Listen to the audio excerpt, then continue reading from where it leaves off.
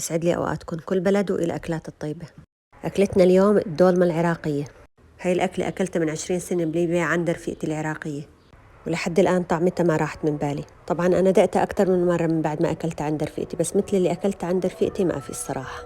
الله يذكرها بالخير، كانت من أعز صاحباتي، انقطعت أخبارها عني من 20 سنة. الله يجمعني فيها يا رب. بس عن جد الصحبة المنيحة ما بتنتسى. بعدين لا تقولوا لي ليش محروقة، الدولمة لازم تكون ملدوعة، هيك أنا بعرف. يلا ما رح طول عليكم، تابعوا الفيديو للآخر تشوفوا كيف عملتها. أول شي صبايا بتجيبوا الكوساية، بتشيلوا راسها وبتشيلوا هاي اللي هون.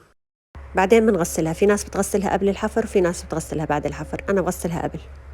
هذا حجم الكوسة لازم يكون هيك للمحاشي، يعني حجم الكوساية لا يكون كبير ولا صغير.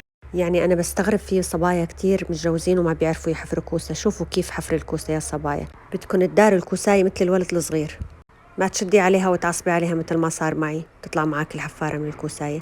بس عن جد صبايا شيلونا من المزح، إذا الكوساية ما داريتيها ما بتطلع معك زابطة. إذا كنا شادين أعصابنا راحوا الكوسايات.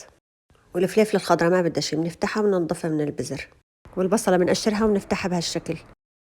بعدين بنبلش نفكهم عن بعض مثل ما شفتوا، مشان يطروا معانا البصلات، يا إما بنحطهم بمي سخنة يا إما بنغليهم على الغاز. والدولمة شوفي عندكم خضرة بتحطوا. أنا حطيت كمان بطاطا قشرتها وقسمتها بالنص وحفرتها. والباذنجان إذا كان كبير بتقسموه، قسمتهم وحفرتهم. وكم حبة بندورة هاي اختياري طبعا، أنا هيك إضافة من عندي. حفرتهم وجهزتهم، هلأ بدي جهز الحشوة. الرز طبعا مغسول ومنقوع، حطيت له بصلة مفرومة وشوية توم مهروس، حبة بندورة مفرومة وبقدونس لازم كرفس بس ما كان عندي، وشوي من حفارة الكوسة والباذنجان ودبس بندورة ودبس رمان، وكيلو لحم غنم مفروم. والبهارات فلفل أسود 7 بهارات، سماق وكاري وبابريكا، وكاس زيت زيتون وملح، وبنخلطهم مع بعض. وهاي الحشوة صارت جاهزة للحشي. بلشت أحشي بالباذنجان لأنه الباذنجان بياخد رز كتير. بعدين بنحشي البصل، بنحط شوي ما بنكتر لأنه راح ينفش. كمان حشيت البندورة، ما بنكتر رز. طبعا الدولمة بدها سلق، بس لفيت السوق كله ما لقيت. من بعد ما أحشيهم بسكرهم يا إما بورق العنب يا إما بسكرهم ببندورة إذا بدكم. أنا سكرتهم بورق العنب. ودايما بس بنحشي الكوساية لنص أو الباذنجانية مشان نخلي مجال للرز لحتى ينفش. وبدال السلق حطيت ورق عنب، ولا تزعلوا. وبأرض الطنجرة حطيت لحمة بعظمه مع عصاعيص وصفيت الباذنجان فوقها. ما كترت بالطنجرة لأنه هاي الطنجرة ما بتحمل كتير، فقسمتهم لقسمين وحطيت الباقي بطنجرة تانية. حطيت الباذنجان تحت لأنه الباذنجان بيطول لحتى يستوي، بعدين الكوسة، بعدين البصل وقرنين الفليفلة، بعدين آخر شي ورق العنب. وتقلت عليهم وحطيت باكيتين من دبس البندورة بمي سخنة وشوية من دبس الرمان وشوية زيت زيتون وتوم مهروس وملح.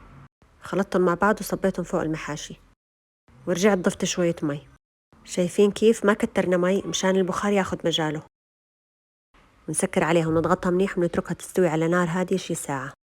بعد ساعة بنطفي عليها النار وبنتركها ربع ساعة ترتاح ويطلع البخار منها، بعدين نفتحها. ما شاء الله شي بشهي. وهلأ بدي صفيها من المي، وهي بنتي عم تساعدني. ضروري نصفيها من المي، لو تركنا الكوسة بالمي والباذنجان راح يفتح معانا. حطيت خبز بأرض الصدر وقلبته، ويا عيني على الدولمة يا عيني. ما شاء الله شي بشهي وشي بيفتح النفس، وأكيد لازم تكون ملدوعة لأنها دولمة. طبعا كل العيلة عم تستنى وأنا عم صور، ريحتها بتغوب القلب. وأنا قلت لهم والله ما بتاكلوا إلا لحتى صور وخلص. الصغير والكبير عم يبكي بده ياكل، الله وكيلكم.